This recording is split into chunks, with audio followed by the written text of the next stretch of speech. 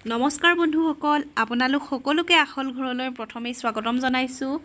আজি পকৰীৰ এটা ৰেচিপি লৈ আহিছোঁ, আপোনালোকক বনাই দেখাম। আবেলি পৰত যেতিয়া চাহকাপ খাবলৈ সময় হয় তেতিয়া আমাৰ নিমখীয়া কিবা এটা খাবলৈ মন যায় নহয় জানো চাহকাপৰ লগত। সেয়েহে ভাবিলোঁ আপোনালোকক বনাই দেখাওঁ। তেনেহ'লে বলকচোন ৰেচিপিটো আৰম্ভ কৰোঁ। এয়া মই লৈছোঁ অলপমান মচুৰ দাইল, এইখিনি মই 20 মিনিটমান তিয়াই ৰাখিছোঁ। এয়া লৈছোঁ বেচন, এটা কেঁচা জলকীয়া, নিমখ, হালধি আৰু দুটা কাটি লোৱা পিঁয়াজ। এয়া মই 20 মিনিটমানৰ পাছতেই দালিখিনি টুকি ল'লোঁ। এতিয়া এটা মিক্সি জাৰত এইখিনি প্ৰথমে দি লৈছোঁ। এয়া মই কেঁচা জলকীয়াটো দুফাল কৰি দিছোঁ আৰু কাটি লোৱা পিঁয়াজখিনি ইয়াত দিছোঁ। এতিয়া ইয়াত অলপমান নিমখ দি ল'ম। অলপমান পানী দি এতিয়া ইয়াৰ এটা পেষ্ট বনাই ল'ম। এয়া চাওক পেষ্টটো হৈ গ'ল বনাই। মই এতিয়া উলিয়াই লৈছোঁ এটা বাটিত সকলোখিনি। এতিয়া মই ইয়াত দিছোঁ বেচন।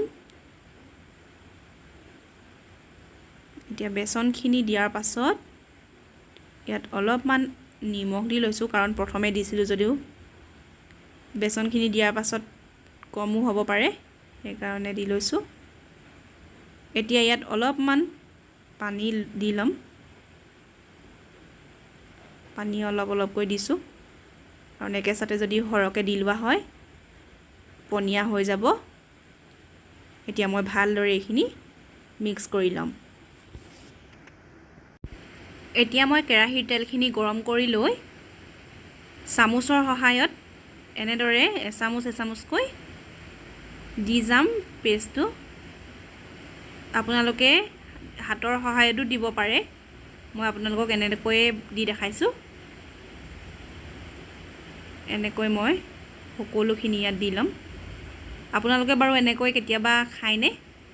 যিসকলে নাই খোৱা তেনেহ'লে এদিন এনেকৈ বনাই খাবচোন, সদায় খাই থাকিবলৈ মন গৈ থাকিব। এতিয়া মই সকলোখিনি পকৰি ইলুটি কৰি দিছোঁ। আপোনালোকে গেছৰ ফ্লেমটো মিডিয়াম কৰি থ'ব, কালাৰটো খুব ধুনীয়া হৈ উঠে। এয়া চাওক পকৰিখিনি মোৰ নমাব পৰা হৈয়ে গৈছে। এয়া মই এতিয়া পকৰিখিনি নমাই লৈছোঁ।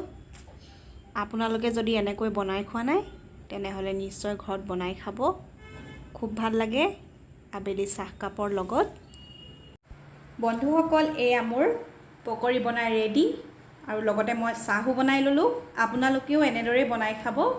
আৰু আজিৰ ৰেচিপিটো যদি চাই ভাল পালে তেনেহ'লে লাইক, শ্বেয়াৰ আৰু ছাবস্ক্ৰাইব কৰিব যিসকল মোৰ চেনেলৰ নতুন দৰ্শক। তেনেহ'লে আজিলৈ আহোঁ, ধন্যবাদ।